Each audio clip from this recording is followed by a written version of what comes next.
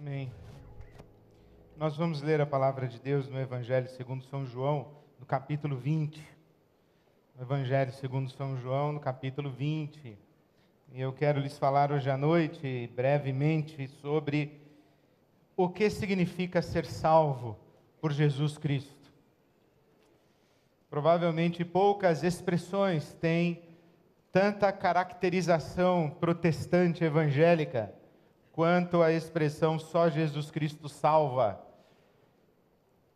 A nossa convocação mais tradicional é para que as pessoas se arrependam e aceitem Jesus como Salvador de suas vidas, aceitem a Jesus como seu Salvador pessoal. O que significa ser salvo por Jesus, portanto, é sobre isso que quero lhes falar hoje à noite.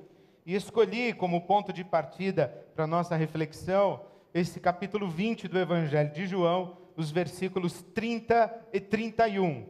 Diz assim a palavra de Deus: Jesus realizou na presença dos seus discípulos muitos outros sinais miraculosos que não estão registrados neste livro, mas estes foram escritos para que vocês creiam que Jesus é o Cristo, o Filho de Deus, e crendo, tenham vida em seu nome.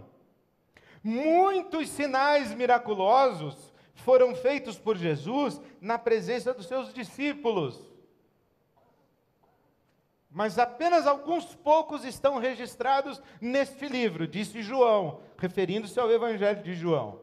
E estes poucos sinais miraculosos que estão registrados neste livro foram escritos para que vocês creiam que Jesus é o Cristo, o Filho de Deus, e crendo, tenham vida em seu nome. Vamos orar juntos mais uma vez. Deus nosso Pai, nós te pedimos que nos dês a oportunidade de crer que Jesus é o Cristo, teu Filho, e crendo, tenhamos vida em o nome dEle, para a tua glória e para o nosso bem. Te pedimos que essa seja a noite de salvação.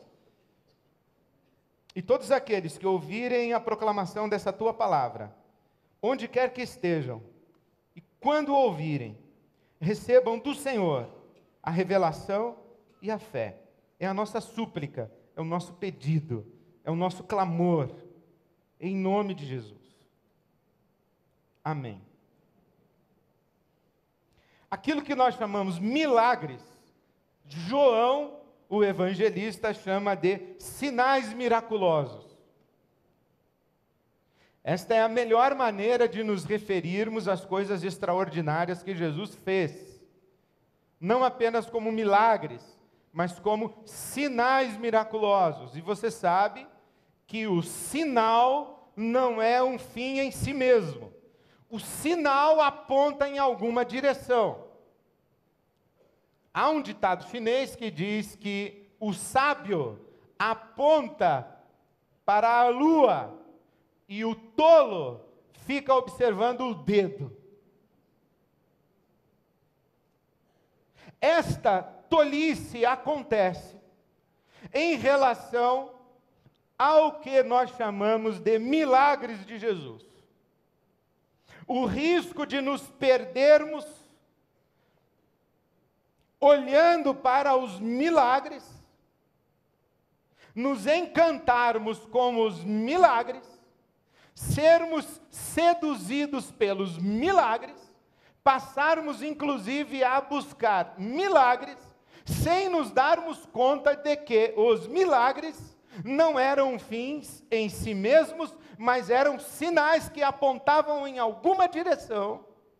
E quando nós fixarmos a nossa atenção nos milagres, sem prestarmos atenção naquilo que os milagres querem revelar, nós perdemos o milagre e mais, perdemos a realidade por eles reveladas. E o que revelavam os milagres? Que Jesus é o Cristo, Filho do Deus vivo. Isto significa que Jesus não fez nenhum milagre para provar que ele era Deus. Vou repetir. Jesus não fez nenhum milagre para provar que ele era Deus. Jesus realizou milagres como sinais da sua identidade messiânica. Os sinais de que ele era o Cristo, o ungido de Deus, o escolhido de Deus, o Messias esperado por Israel. Milagres são linguagem cifrada, linguagem em código. Milagres são palavra de Deus ao coração de Israel e testemunho de Deus a respeito do seu Cristo, dizendo: esse aqui é o esperado, esse aqui é o Messias, esse aqui é o Cristo. E tudo quanto Jesus fez para testemunhar a sua identidade messiânica, porque tudo quanto ele o fez como homem, esvaziado de suas prerrogativas e poderes divinos, não porque era Deus, mas porque era um homem plenamente entregue ao Espírito Santo de Deus. Jesus inicia o seu ministério dizendo: o Espírito do Senhor Deus está sobre mim, e agora vocês vão ver o que é capaz um ser humano que está do que é capaz um ser humano que está absolutamente rendido ao Espírito Santo de Deus. Tudo que eu vou fazer a partir de agora, eu vou fazer não porque sou Deus, mas porque sou filho em absoluta obediência ao Pai, e sou filho absolutamente ungido pelo Espírito do Pai para fazer o que vou fazer. E enquanto eu fizer, vocês receberão testemunhos repetidos de que eu sou o Cristo, Filho do Deus vivo. E então Jesus começa a agir no meio da comunidade de Israel. E enquanto ele vai agindo, as pessoas que vão percebendo o que Jesus está fazendo, especialmente os doutores da lei, especialmente o Sinédrio, que era o tribunal religioso judaico da época, especialmente os homens que eram encarregados dentro da estrutura religiosa de Israel de identificar o Messias, especialmente estes homens ouviram, perceberam e decodificaram tudo, absolutamente tudo, a respeito da identidade messiânica de Jesus. À medida em que Jesus agia, o povo dizia assim: acho que esse é o Messias. Olha o que ele fez. Acho que esse é o Messias, olha o que ele está fazendo. E à medida em que a vida de Jesus começou a transbordar dele para as pessoas que o circundavam, o povo começou inclusive a perguntar aos fariseus e doutores da lei: o que é que vocês têm a dizer? Esse aqui é o Messias ou não é o Messias? Porque nós já estamos achando que ele é. Aliás, nós não temos mais dúvida de que ele seja o Messias. Mas vocês têm que dizer que ele é o Messias. Portanto, os milagres eram esses sinais da identidade de Jesus, o Cristo de Deus. Agora, como é que a gente percebe que os milagres de Jesus são sinais? E como é que ele manda mensagens para a comunidade de Israel? Não foi sem razão que nós lemos o Salmo 115 na abertura da nossa celebração. O que diz o Salmo 115? Confie no Senhor, Israel. Confie no Senhor, sacerdotes de Israel. Confie no Senhor, vocês que temem o Deus de Israel. Confiem no Senhor, não nos ídolos. Não confiem nos ídolos. Confiem no Senhor. Porque os ídolos são obras das mãos dos homens, de prata, de ouro, de pau, de pedra. Tem boca, mas não falam, ouvidos, mas não ouvem, tem nariz, mas não conseguem sentir cheiro de nada. Tem olhos, mas não veem, tem pés, mas não andam, tem mãos, mas não conseguem apalpar. E o que é pior para quem adora os ídolos? Tornam-se como eles aqueles que os fazem e todos os que neles confiam. Israel sabia disso. O que Jesus está comunicando à comunidade de Israel com os seus sinais miraculosos é que Israel não está adorando o Deus vivo e verdadeiro e correu atrás dos seus ídolos. E se desfigurou como povo de Deus e como filho de Deus. Olha que interessante, como no livro de Oséias, o povo de Israel é chamado de filho de Deus. Oséias, o profeta, diz assim, que Deus do Egito chamou o seu filho. Quando pelas mãos de Moisés Deus arrancou Israel, o povo de Israel do Egito, o profeta Oséias diz assim, olha, Deus do Egito chamou o seu filho. Israel era o povo para expressar a glória de Deus, para expressar a imagem de Deus. Era filho criado à imagem e semelhança de Deus, era para ser luz para todas as nações.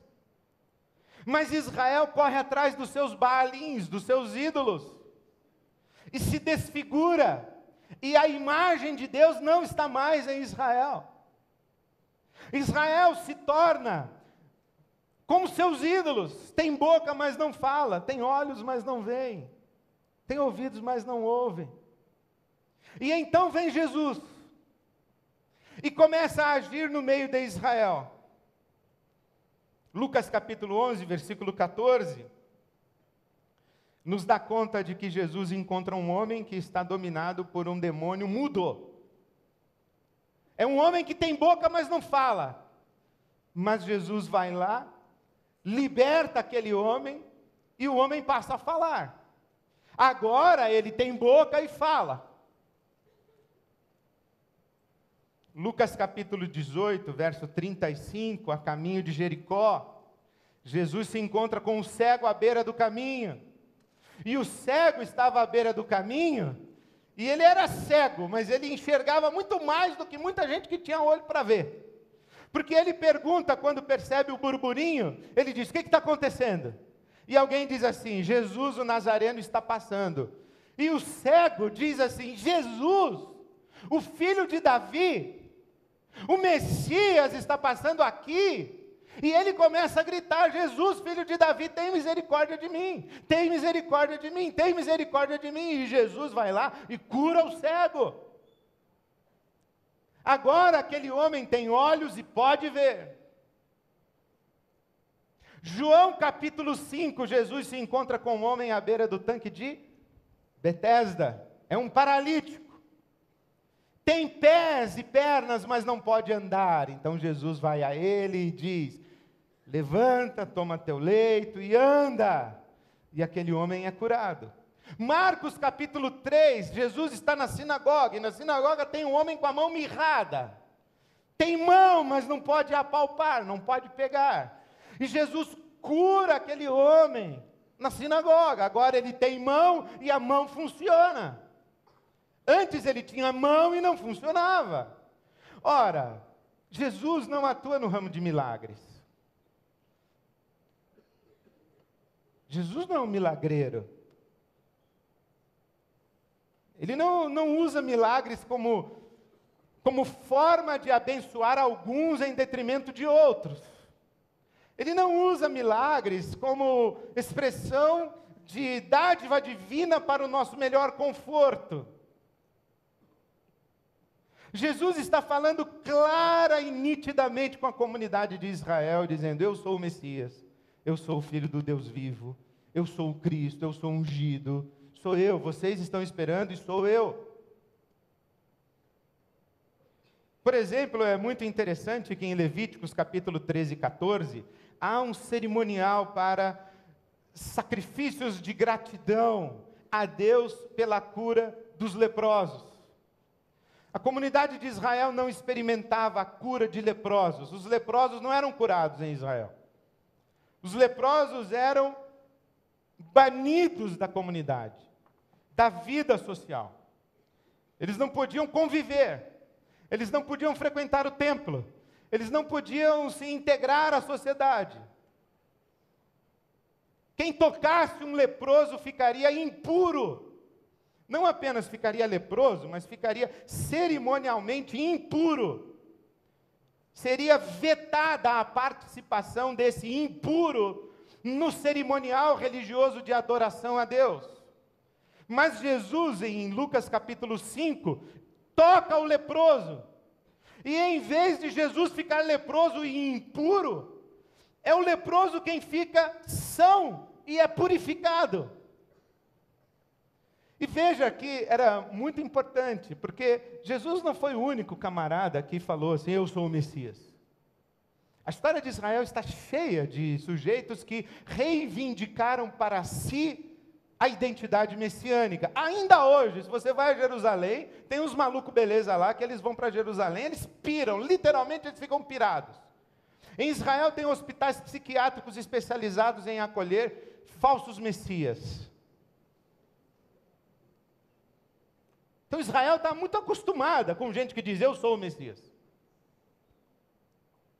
No tempo de Jesus também.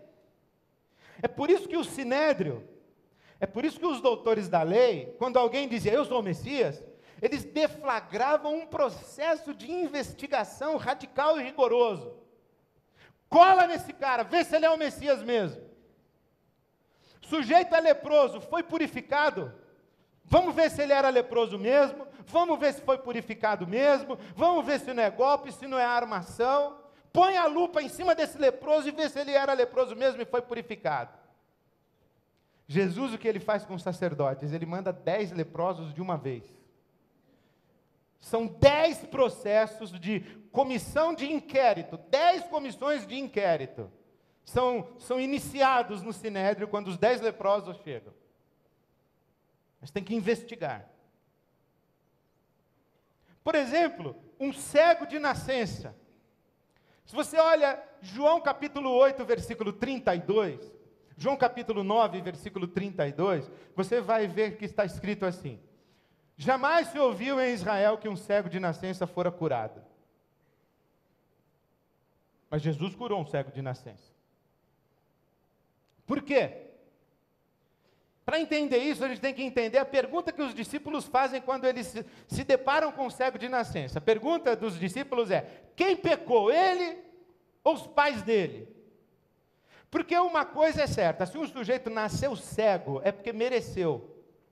E Deus amaldiçoou. Ou foi o pecado dos pais dele, ou foi o pecado dele. Agora, como é que o sujeito vai pecar antes de nascer? Pode, no ventre. Jacó e Esaú não brigaram no ventre para ver quem ia ser o primogênito? Já fizeram MMA no ventre. Os discípulos perguntam, quem pecou? Foi esse cego que nasceu cego?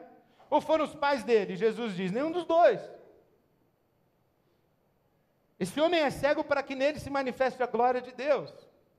Vocês já ouviram na comunidade de Israel algum cego de nascença ser curado? Nunca. Por que não?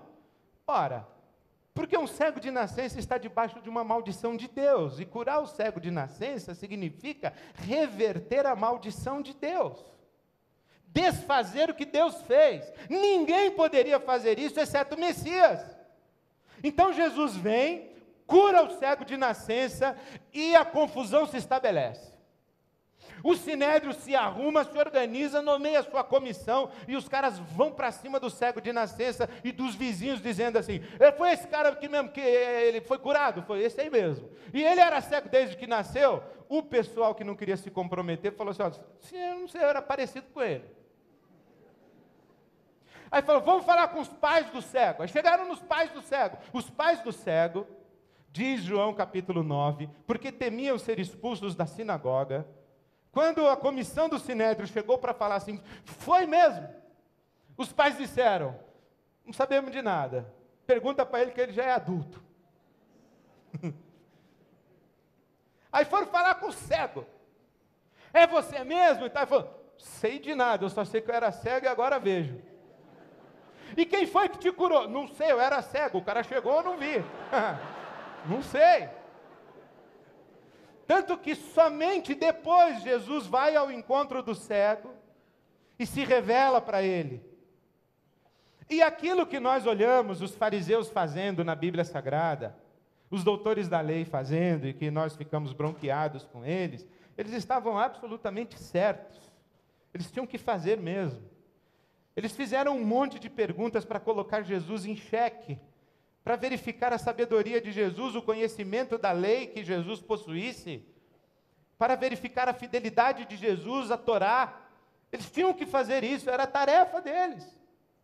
E Jesus está dizendo, vez após vez, com tudo que Ele está fazendo, eu sou o Messias, eu sou o Cristo, vocês não estão enxergando, eu toquei o leproso lado. Foi Ele que fez. Aí os autores da lei, e o pessoal não sabia explicar. E o que é que isso tudo tem a ver com a gente? Bom, tem muito a ver com a gente. Tem muito a ver com a gente, primeiro porque isso tudo dá para nós um conceito de pecado. O que é pecado? O que é pecar contra Deus? Pecado é desobedecer um mandamento, pecado é desobedecer uma lei de Deus, é desobedecer a Bíblia. Pecado é fumar, beber, jogar. Foi o tempo em que crente só fazia esse tipo de coisa. Se voltasse esse tempo do pessoal fumar escondido, beber socialmente e jogar na moita, ia ser maravilhoso.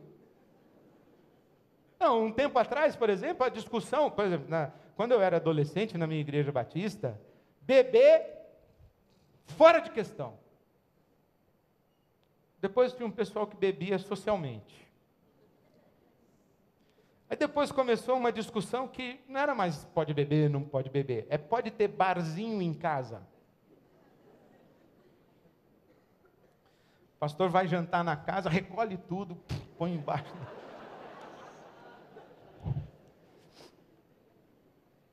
Agora o pessoal se alcooliza mesmo, né? É um negócio diferente. Mas o que é pecado? Pecado, senhores, é aquilo que nos desumaniza. É aquilo que nos faz menos gente, menos seres humanos, é aquilo que nos coisifica, que nos bestializa. Pecado é isso. Pecado é aquilo que vai levando embora de nós as nossas capacidades, as nossas prerrogativas de humanidade. Pecado é aquilo que embota os nossos olhos, é aquilo que tapa os nossos ouvidos, é aquilo que trava a nossa língua, que amarra as nossas mãos, que agrilhou os nossos pés. Pecado é isso. Pecado é aquilo que vai nos desumanizando, nos fazendo menos gente. E na Bíblia Sagrada, essas limitações físicas, elas existem como sinais, porque são as menores das nossas limitações. É mais limitado quem não sabe amar do que quem não pode ver. É menos humano quem não perdoa do que quem precisa de muleta para andar. É menos humano quem não tem capacidade de solidariedade do que quem tem câncer. E quando a Bíblia Sagrada vai falando de que Jesus cura as debilidades físicas e as fragilidades e as limitações físicas, na verdade isso é linguagem simbólica, está dizendo, olha Israel, você era para ser o meu filho, a minha imagem e minha semelhança, mas você me abandonou. E você se desfigurou como pessoa, como filho, você não é mais o meu filho. É a mesma coisa que Deus está dizendo para todos nós. Vocês são minha imagem e minha semelhança, mas vocês, porque me abandonaram, vocês foram se desumanizando, se coisificando, se bestializando. Vocês deixaram de ser gente. Então, o que é pecado? Pecado é aquilo que me desumaniza. E qual é o maior de todos os pecados da Bíblia Sagrada? Atende pelo nome de idolatria. Queria dizer para você que agnosticismo e ateísmo é coisa recente. É bem recente. Sou ateu. Você é novinho na história da humanidade. Você é bem novinho. Sou ateu. E fala como se fosse ser inteligente. Eu sou inteligente, portanto sou ateu. Sou agnóstico. Por quê? Porque eu sou inteligente. Fala, eu que creio, sou burro. É mais ou menos isso que está sugerido. Mas em toda a história de todas as civilizações, a crença nos poderes espirituais, nos seres espirituais, é vigente. Em Israel, o oposto da fé não é a não fé. O oposto da fé qual é? É a idolatria. Não é não crer em Deus, é crer em outro Deus, que não o único Deus vivo e verdadeiro. E o que é a conversão? É a gente se converter, está aí na sua Bíblia, primeira carta de Paulo aos Tessalonicenses 1:9. Primeira carta de Paulo aos Tessalonicenses 1:9, diz o que é a conversão. A gente se converte de onde para onde? Do que para quê? Porque o que é convergir? Você vem para cá e você tem uma conversão, você faz uma conversão, você muda de lado, você vem aqui, converte à esquerda, converte à direita. A gente converte do que para quê? Tessalonicenses 1:9. Dos ídolos ao único Deus vivo e verdadeiro. E qual é o maior de todos os ídolos que a gente adora? Qual é o nosso ídolo predileto? Vamos fazer uma enquete? Qual é o nosso ídolo predileto? Nós mesmos. Nós mesmos. Nós nos achamos o máximo. Nós nos adoramos. Até o pessoal da autoimagem negativa se adora. Esse pessoal que os psicólogos dizem, você tem autoimagem negativa. Sabe o que é isso? É um cara que ele se acha o máximo, mas ninguém percebe. E ele fica louco da vida com isso. Porque nós nos adoramos. É o orgulho. Eu me basto. Eu sou o centro do universo. Por que a gente fica triste, infeliz, magoado? É porque as nossas vontades não são satisfeitas. É porque as pessoas não fazem aquilo que nós queremos que elas façam. É porque chove no dia que a gente não quer que chova. É porque faz sol no dia que a gente queria que chovesse. Porque nós somos o centro do universo, nós achamos isso. E aí, o que é que a Bíblia Sagrada está dizendo? É que de tanto nós nos acharmos o centro do universo, daqui a pouco nós nos tornamos o próprio universo. Porque num primeiro momento eu acho que eu sou o centro do universo. E eu vou prestando atenção em mim, cada vez mais em mim. Isso se chama ser uma pessoa egoísta, egocêntrica. O centro do universo é o meu próprio ego. Eu sou egocêntrico. Então eu presto atenção em mim, porque eu sou o Deus que tem que ser adorado. Eu sou a vontade que tem que ser satisfeita. Eu sou os desejos que precisam ser realizados. E eu vou prestando atenção em mim, e eu de egocêntrico me torno o próprio universo. E o que é que acontece comigo? Eu me torno prisioneiro dentro de mim mesmo. E me torno prisioneiro dentro de mim mesmo, por quê? Porque eu tenho olhos, mas não posso ver nada fora de mim. Eu tenho ouvidos, mas eu não ouço nada que vem de fora da minha própria cabeça e da minha própria consciência. Eu tenho nariz, mas eu não estou sensível a nada. Não há nenhum estímulo externo que me alcance. Eu sou prisioneiro dentro de mim mesmo. Habito a escuridão do meu próprio ego. Nada de fora me chega. Mas eu também não faço nada para lá. Eu não ando, eu não pego, eu não me pronuncio. Até porque quem não ouve ninguém vai perdendo as pessoas que costumavam ouvi-la. Por exemplo, você me ouve. Até que você vira para sua esposa, para o seu marido e fala assim: o Ed não ouve ninguém. Eu não vou mais ouvir o que ele diz. Não vou levar em consideração o que ele fala. Ele não ouve ninguém. E daqui a pouco eu não me dou conta, mas eu estou falando absolutamente sozinho. Porque ninguém me ouve mais também. E eu estou prisioneiro dentro de mim mesmo.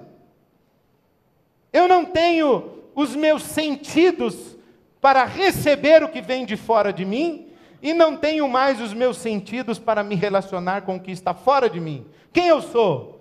Eu sou uma coisa. Eu sou menos do que humano.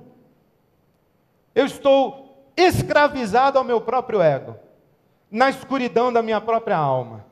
Tenho boca, mas não falo, nariz, mas não sinto cheiro, olhos, mas não vejo, ouvidos, mas não ouço, mãos, mas não pego, pés, mas não ando. Eu me tornei o quê? Igual ao ídolo que eu adorei. E o que é o ídolo que eu adorei? É nada, se não está adorando a Deus. Porque nós não temos vida em nós mesmos. A vida que temos é a vida que Deus nos dá. E quando eu digo para Deus: eu não quero a vida que o Senhor tem para me dar, deixa que eu me garanto, Deus diz assim: então vai ver onde isso vai dar, meu filho. E eu vou me embutindo, daqui a pouco eu tomo uma coisa. E o que é ser salvo por Jesus? É vir Jesus, o Senhor da vida, olhar para mim com terno amor e dizer: Ed, você entendeu que você não é o centro do universo? Sim, Senhor. Você entendeu que o centro do universo sou eu? Sim, Senhor. Você está confortável dentro dessa prisão? Não, Senhor. Você quer que eu te liberte daí? Sim, Senhor. Você quer que eu te transforme e faça de você gente de novo? Sim, Senhor. Você quer que eu abra os seus olhos? Você quer que eu destampe os seus ouvidos, destrave a sua língua, desamarre as correntes que prendem a sua mão? Tire os grilhões que mantêm você nesse lugar aí? Sim, Senhor. Vem tocar em mim. Quer ser curado da sua lepra? Sim, Senhor. Quer ser gente de novo? Sim, Senhor. É tão impressionante isso, você falar assim: pô, fulano não vê nada, está debaixo do nariz dele, ele não enxerga a esposa dele. Olha a cara da mulher dele, é uma infeliz, só ele que não vê. É claro, ele não vê a cara de ninguém, ele só vê a dele no espelho. Ele é um narciso. Ele é um egocêntrico, ele se adora. E ele perde a capacidade de ver. Ele não vê o filho, não vê a filha, não vê o amigo, não vê nada.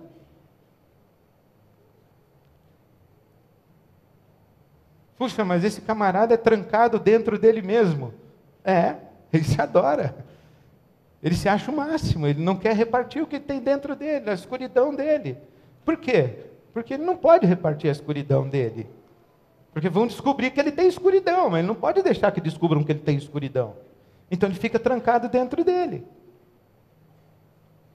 Pô, mas esse camarada, tudo que ele fala é reclamação, é murmuração, é agressão. Falou: é verdade.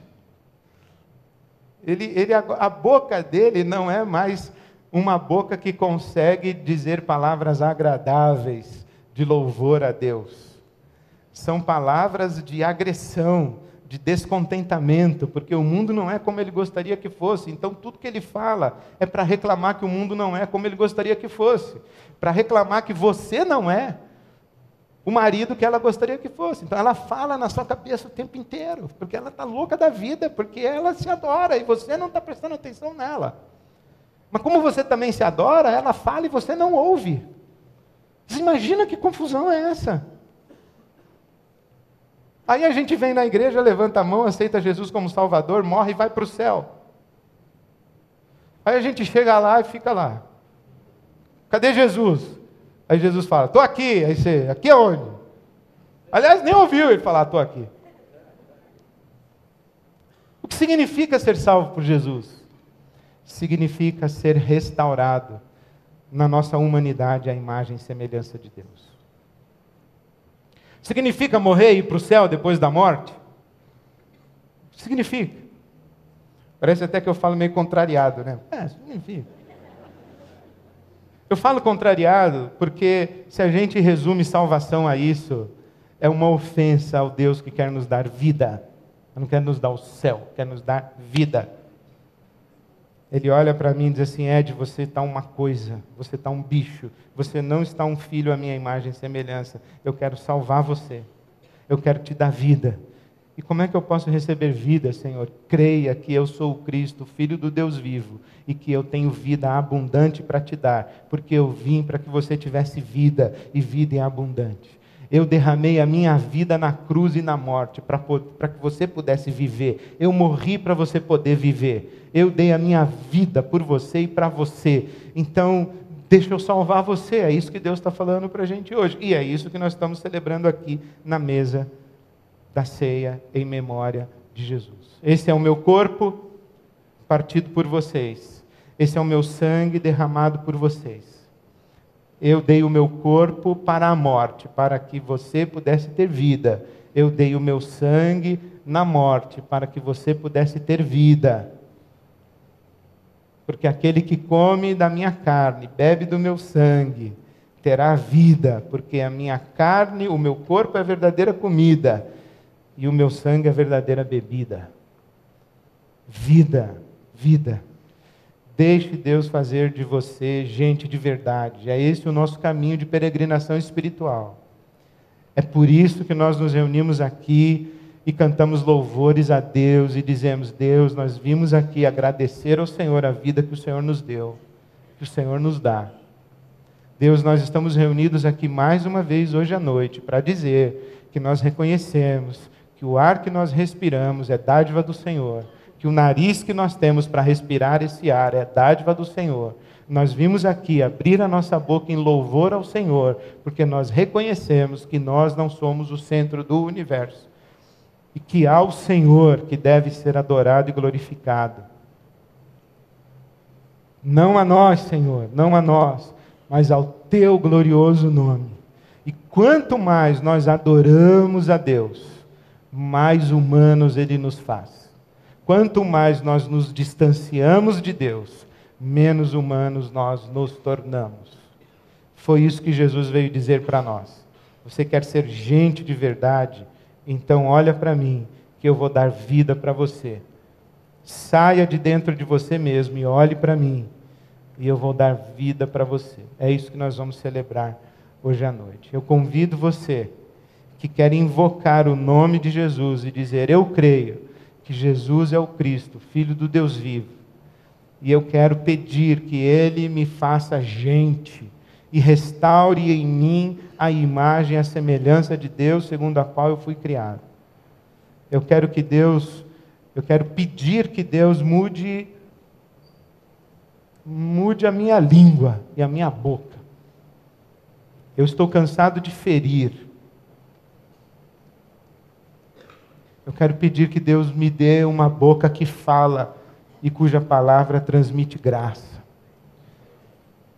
Eu quero pedir que Deus me devolva a capacidade de usar as minhas mãos. Eu estou amarrado, eu não consigo fazer nada. Minha vida não sai do lugar, eu quero que Deus solte os meus pés. Eu estou preso, as pessoas dizem para mim: você não ouve ninguém, você não ouve ninguém. As pessoas dizem para mim, é claro que elas estão erradas. Deus, me dá sensibilidade para ouvir as pessoas que me amam. Eu estou cego. Deus, abre os meus olhos, me dá vida, me faz gente, gente de verdade. É assim que você vai se aproximar dessa mesa, hoje à noite. Invoque o nome de Jesus. Jesus tem olhos para ver você onde você está. Jesus tem mãos que podem alcançar você onde você está. Jesus tem ouvidos para ouvir a sua oração, qualquer que seja ela. Jesus tem uma boca que pode pronunciar palavra de salvação na sua vida hoje à noite. Que extraordinário aquele centurião romano que chega para Jesus e diz: eu sou um homem de autoridade. Eu sei o que é ter autoridade. E basta uma palavra tua. Basta uma palavra tua. Jesus tem boca para dar uma palavra para você, uma palavra de ordem na sua vida e alcançar você aí onde você está. Invoque o nome de Jesus. Ao tomar esse pão, esse cálice, invoque o nome de Jesus e diz: Jesus, me salva, me faz gente de verdade, a tua imagem, a tua semelhança, para a glória do teu Pai. Amém.